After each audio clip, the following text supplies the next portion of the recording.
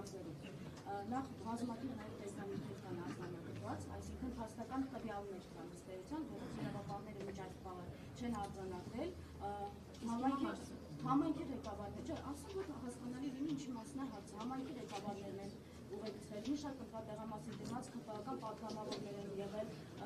բանակը Մեղրիում օրինակ 11-ից հետո արդեն հաջորդ օրը քվեարկել է, տեսանյութ կա պարոն Պապիկյաններ կարող են ցույց տալ, ինչպես է ստացվում, բանակի լայն ներգրավվածություն է նաև եղել, վարչական լծակն է կիրառվել, ձերբակալություններ են բազմաթիվ եղել, եւ դուք վստահ եք, որ մեծամասնություն եք նաև կազմելու, բացառում եք, օրինակ սահմանադրական դատարանների հետ խախտումների հիմքով եւ վստահություն որտեղից որ հետ ընտրական զարգացումներ չեն լինելու։ Ես բացառում եմ մի բան, որ քաղաքական մեծամասնությունը կառավարող ուժը ընտրակեղծիքների եւ ընտրախախտումների մեջ ներգրավված լինի։ Տեսանյութեր կան, ես ասում եմ, ես բացառում եմ դա, որովհետեւ ես եմ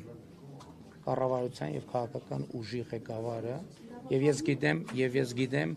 ինչ հանձնարարականներ ենք տվել եւ քաղաքացիական պայմանագիր կուսակցության վարչության քաղաքական դիրքորոշումները եւ հանձնարարականներ, այնպես որ կարծում եմ աներկբա է։ Մնացածը մեր իրավապահ մարմինները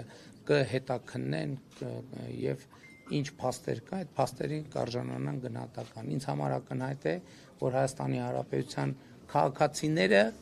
ունեցել են ազատ կամ արտահայտման հնարավորություն եւ եթե ազատ կամ արտահայտումը որևէ ձևով խախտվել է, դա խախտվել է պատերազմի եռագլուխ կուսակցության բաժանած ընտրակաշառքների ձևով եւ բոլոր ընտրակաշառատուները